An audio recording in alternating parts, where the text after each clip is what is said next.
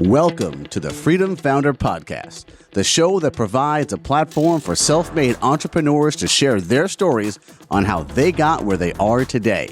If you're a budding entrepreneur or a business owner looking for further inspiration, education, or motivation, then look no further. This is the show for you. And now, let's get started with your host, Zach Duggar.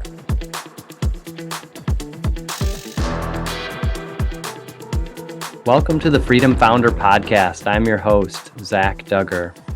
Now, sometimes when we are in business or in life, we put a little capacity on ourselves and we limit our thinking and our ability to do more. Well, my guest today doesn't have that limit on her thinking and what she is working to accomplish and has been able to scale into multiple businesses over time. So, Jolien, thank you for joining me today on the show. Super, happy to be here. Yeah, so what I'd love to start talking about is just how you got into an entrepreneurial space and in general, and if that was always your path was to start a business. Yeah, I think I would go back. My journey would, begin with definitely with my childhood. I think if I would definitely want to reflect, you as a child, you start to build and you play with Lego. You're making these bricks and all these constructions, and I think that really ignited my passion for building, but as well creation. And then along my year, I started in a corporate company, and before I knew it, I was building a trading department, a category department. And I think a pivotal turn for me came during my EMBA. I did an EMBA in London, in Hult in 2016 to 18. I was also living in Chicago at that time. And that for me, staying meant embarking my entrepreneurship. So in 2018, I launched my marketing agency. In 2020, then with some friends, I built a venture, a Florida real estate venture, MyCataleya. And then 2021, I'm now focusing on Jelloow. And now sidewise, I'm also helping female founders in making it happen. So that's a little bit my journey. It's really about innovation, doing it and making an impact, right? Yeah, absolutely. Well, let's talk a little bit about that first venture in the marketing agency. Tell me a little bit about that and what that was like and how that process went for you. And also, because a lot of people don't see the challenges that occur along the way, they see that success on the back end. If you had any bumps in the journey, tell us a little bit about those too. So going back on the first question, indeed, so my marketing agency, it was an easy ride in a way that, I have been working now for 15 years in marketing. So I do know the in and outs a little bit of marketing, let's say it like that. And staying in the US meant I had to go a visa. So starting with my own marketing agency, I used friends and family, and I had already 2 customers. And I really, by doing that, really went into deep dive. I think for the first year, I had 2-3 customers, big ones. And then based on that, really going down, making a niche and rolling it out and building upon that, right? And for me, that was not the biggest hurdle, I would say. So for me, the marketing agency went pretty smooth because I have so much knowledge and passion into it. I would say, so my biggest hurdles, I think, are right now, 5 years later into my entrepreneurial journey. And that is mainly because doing Jelloow, and Jelloow is derived from Marketing Scaleurs, right? So Marketing Scaleurs was my agency focusing on agent marketing. Jelloow is more a tech company where we want to, with a personalized dynamic questionnaire, we want to bring clarity to businesses before they make any marketing decisions. So it's kind of, you go to the doctor, you make a diagnose, like where are they before you put them in a marketing, to match them with the right marketing partner. And being a woman then in tech and with machine learning, then often you receive the question, are you capable to do that? Are you able to manage a tech startup? And adding on this, right now, I'm navigating right now a pregnancy. I'm 7 months old.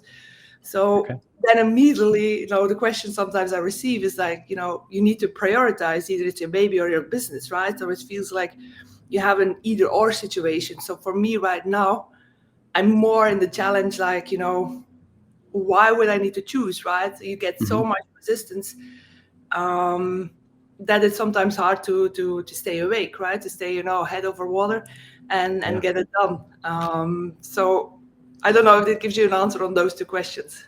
Yeah, yeah. I mean, I know absolutely it does, and it does lead into another in regards to currently what you're experiencing, and you had indicated that you're 7 months along in your pregnancy, and getting that question about your baby, your business, and why can't it be both? And how do you navigate that as you look to the future and the next coming months when your baby's born, and just planning for the continuation of your business and the efforts that you're putting into that, as well as your family life?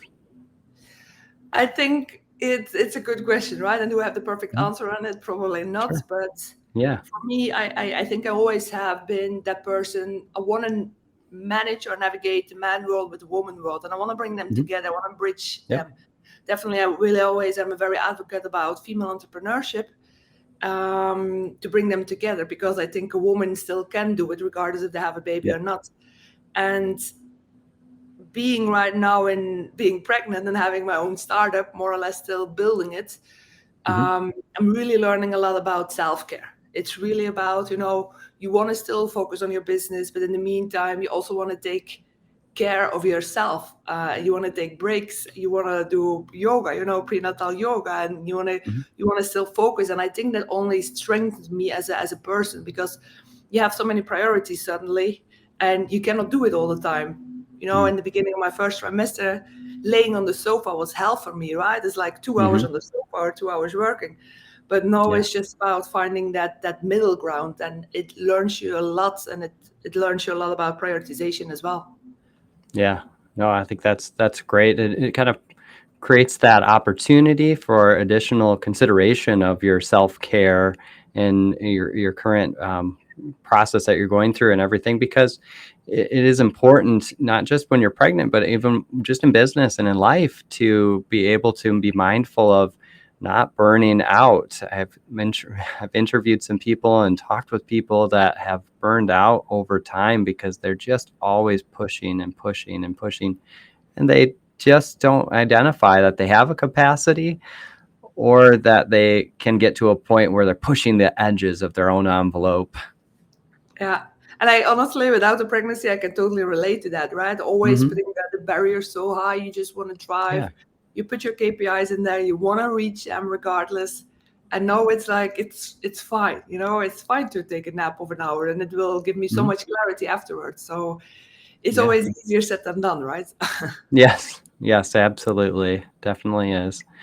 Okay, so Marketing Scaleurs, it kind of transitioned over time to where you're merged that into into Jelloow, and the concept of that tech concept, and scaling with businesses. And so, with regards to that, can you share a little bit more about Jelloow and how it is that you work with businesses? Because it, to me, sounds like that creates an even broader scope to what you're able to do for people, and not just in a localized market, but internationally, globally, around the world. Yeah. So I think, starting with my own marketing agency, I was very much into scaling tech companies. So it was always my focus. And then suddenly you receive an answer of a question: can you help me with influencers marketing? Can you help me with PR? And I was always the person, very transparent. Yeah, no, that's not my core competence. I will not say yes just to say yes and then get a business, right? So I started to match people. And this is what we're right now with Jelloow, is really kind of a matchmaking. Somebody is saying, this is what I need, this is my industry, this is my business, and we're trying to match them with the right agency. You've been thousands of times, and we have 3,000 or 4,000 global agencies right now in the portfolio. So we know more or less the agency world. But what we really see is just by matching those people is that a lot of companies, they have no clue what marketing is. They have no clue how much they need to invest in it. They have no clue or a lack of understanding what marketing can do and what the return on marketing investment is. So therefore we said, what if we would take a step back and bring clarity to marketing and give the brands again a position in the world? Because if you look at marketing, you have the brand who has a product or service, you have the marketing agency that then communicates its message, and then you have the end user that then iterates and then give feedback on, do I like the product? Yes or no? All these Gen Z channels, they just go for it, right? They just don't have, they just say what they want to say about the product. And with Jelloow, we really want to go back to that beginning where we really say, brand, before you spend money in it, where are you?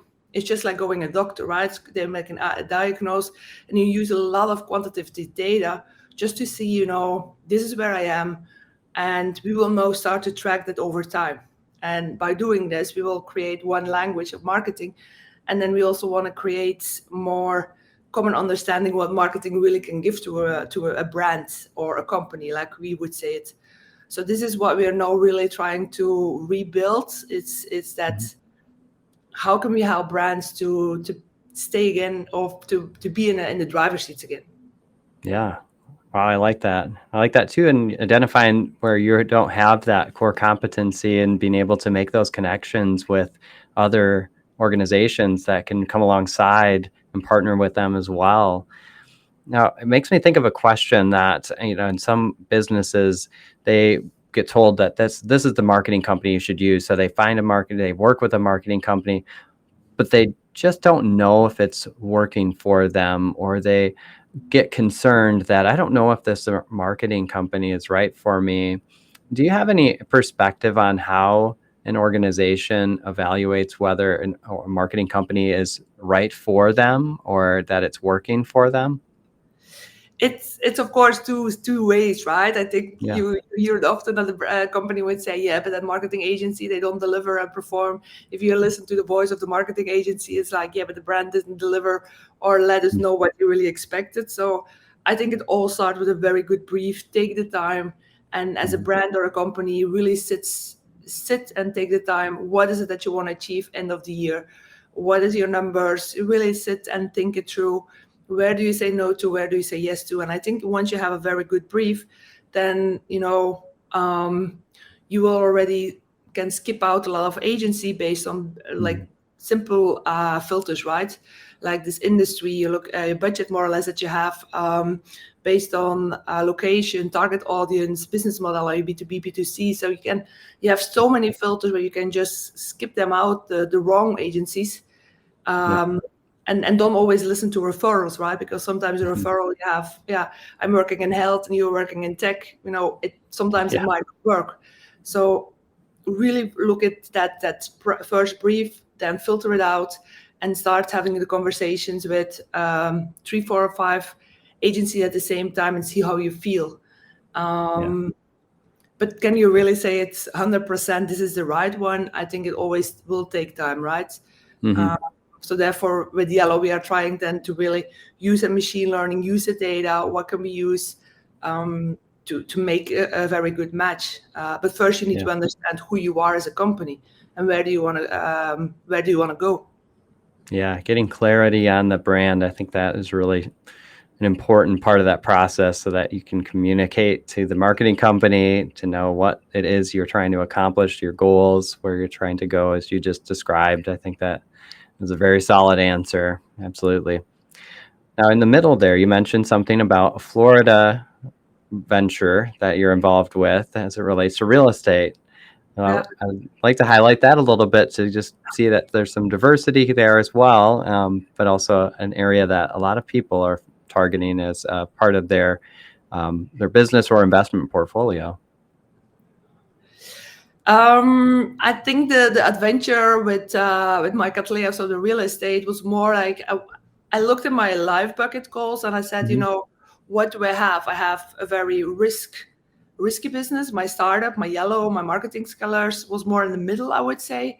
And then I really wanted to have more kind of a safe haven, how can we have like passive income, just by doing a minimum. And with two other people from then the MBA, we said, why not buy some condos in Florida and just rent it out? And in fact, that's what we are right now doing, right? A lot of snowbirds, definitely from the north of America, Canada. They just come over, spend 1 month, 2 months, and they stay on their condos. They love it. Yeah. It's working perfectly. We have people on the ground. We have a property manager, cleaning lady. Everything is more or less taken care of. Of course, we still need to do some tasks. One is doing the finances. The other one is doing sales. I'm doing marketing. So we have also the diversified team on that end. But it's fun, right? It's a little bit, side hustles and building along that. Yeah. I like that. Just considering those life goals and that your areas of risk, as you said, you have a little bit riskier, one that's a little bit middle of the ground, and one that's a little bit lower risk, but that they all require work and effort and continued involvement in all three. But that with the condos, that creates that passive income, a little bit with the team that's involved with the process. I like that.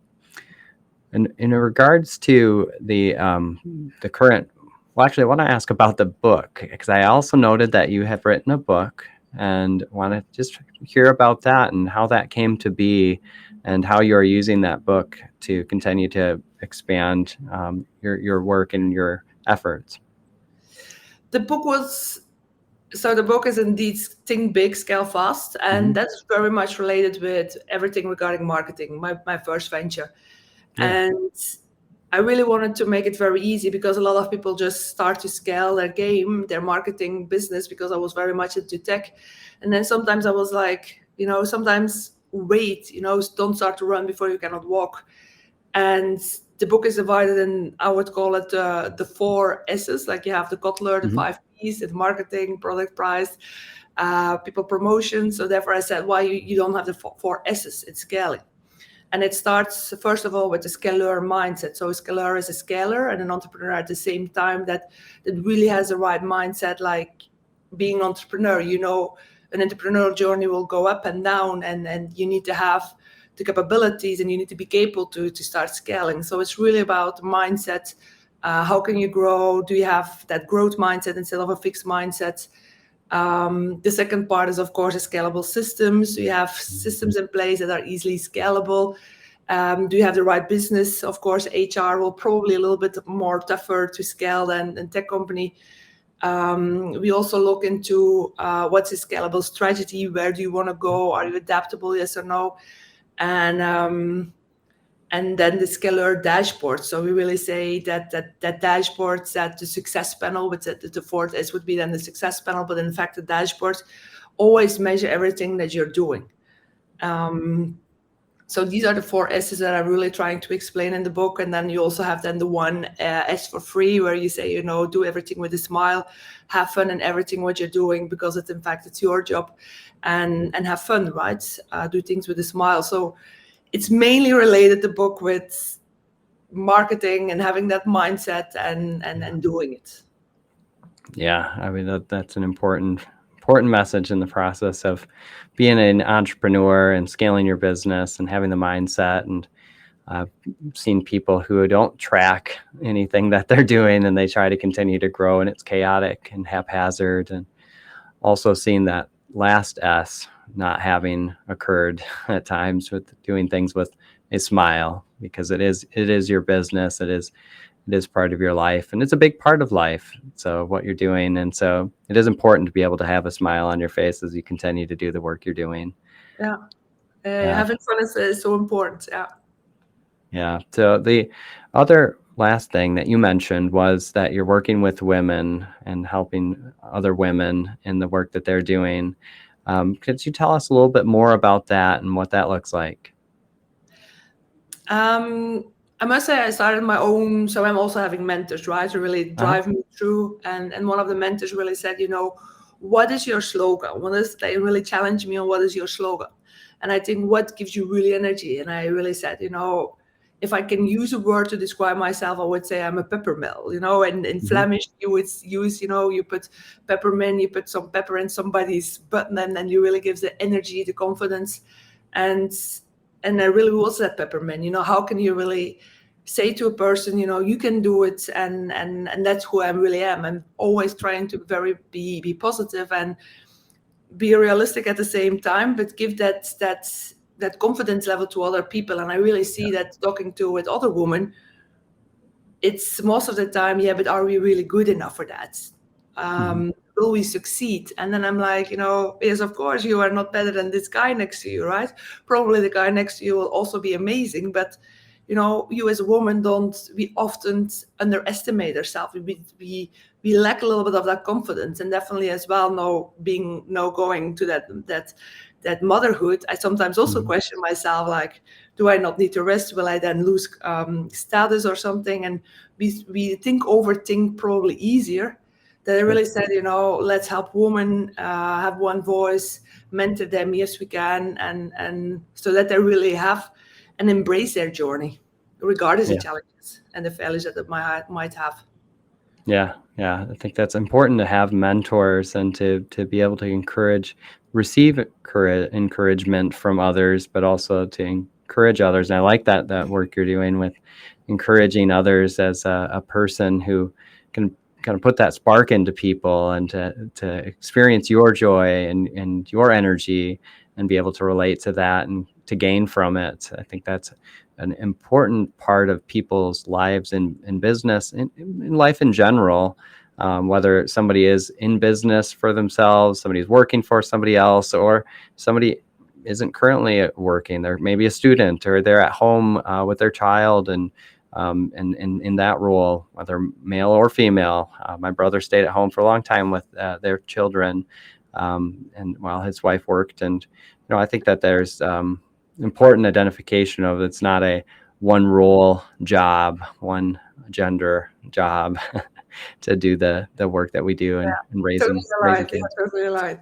Yeah. So, well, I want to ask one last question that I like to ask all of my guests. If you were to be given $1 million with no restrictions attached, how would you invest that in your business or another endeavor? I think definitely it will be an investment between work balance. So I think part of my investment would definitely go into my personal matters, like paying off the mortgage of the house and get that financial freedom to create a solid foundation to really have fun in life and have a stress-free life. And I think the other part would definitely go into the business and scale up, my venture, scaling up other people. My mentorship is further. To help other people embark their next adventure. So it will be definitely a dual approach between professional and personal growth. Yeah. I think on the personal side, it helps to release you from some stress and some other pressure that you can feel at times, and then be able to then pour in both on that financial side and on that personal side when you have less stress and more freedom. I love it. Okay, well, if our guests want to find out more about you and the work that you're doing, what's the best way for someone to connect with you?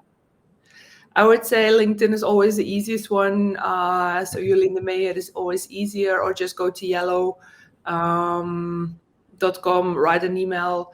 I think that would be the easiest one. There's definitely some contact details over there. So Okay, so Jolien de Meyer, DEMEYER, or Jelloow.com. And could you spell that one out for us? GLLOOW.com. Okay, perfect. And we'll make sure to have that in the show notes for anyone that wants to look at that information, and definitely encourage you to reach out and connect with Jolien. Great person to speak with, and has a wealth of experience in the 5 years that she's been in business and the growth that she's had as an expert in her market. So again, thank you, Jolien, for joining us today. Thank you too. It's a pleasure speaking with you. Bye-bye.